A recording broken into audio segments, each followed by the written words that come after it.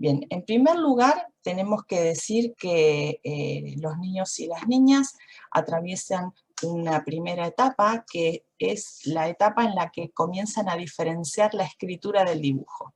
Es decir, ellos dicen, estoy escribiendo auto o estoy dibujando un auto.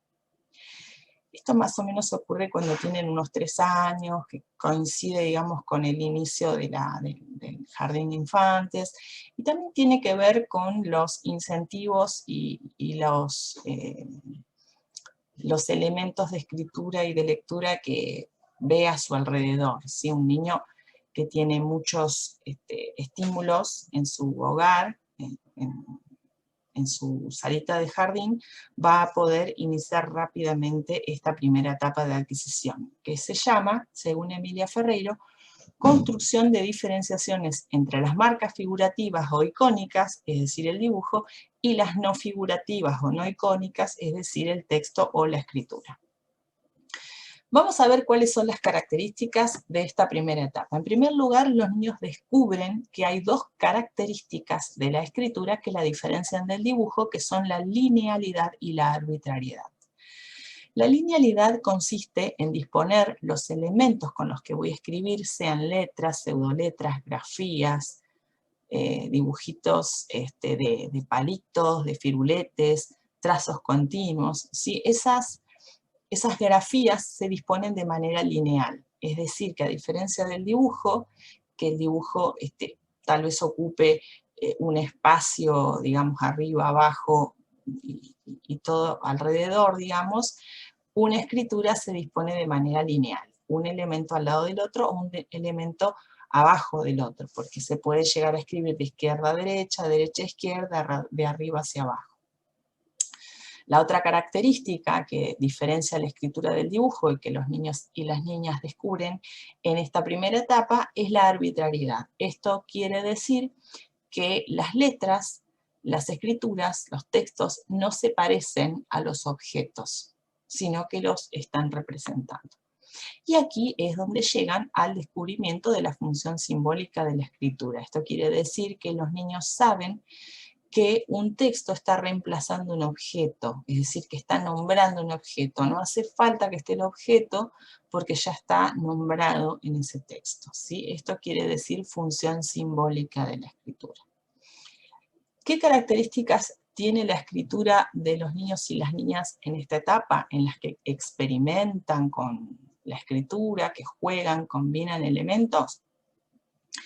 Que esa escritura es sin control de cantidad, es decir, que pueden llegar a escribir muchas grafías, ¿sí? No se detienen sintiendo que ya está terminada la palabra.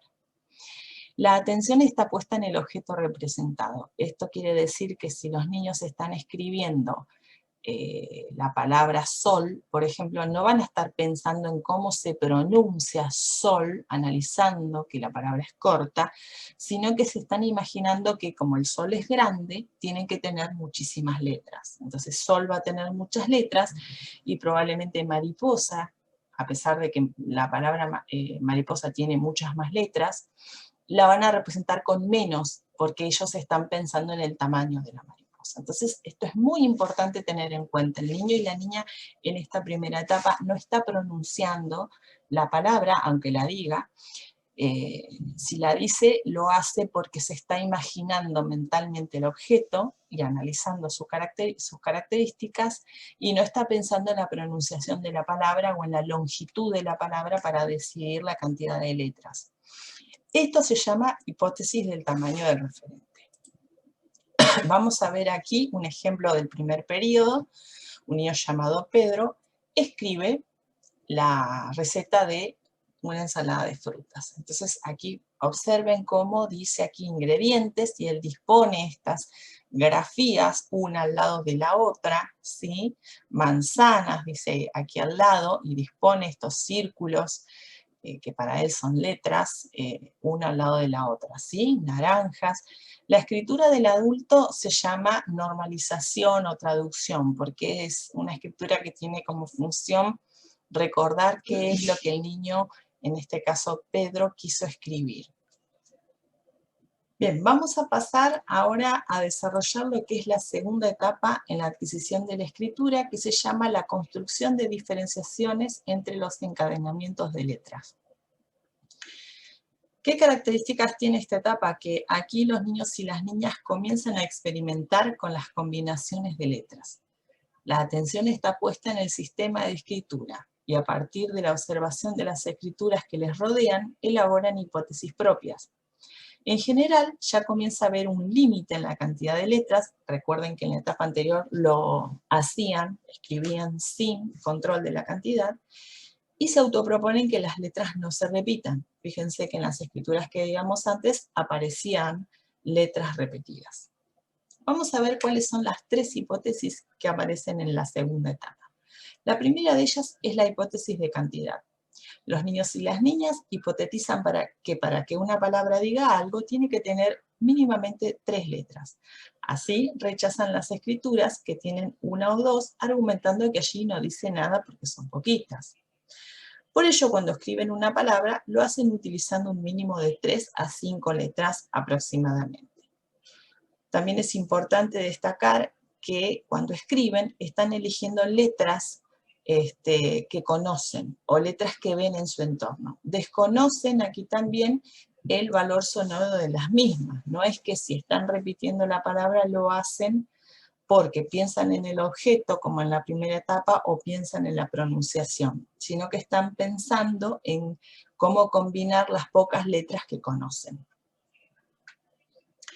Una vez que esta hipótesis ya está establecida, viene sobre esta una segunda, que es la hipótesis de variedad interna.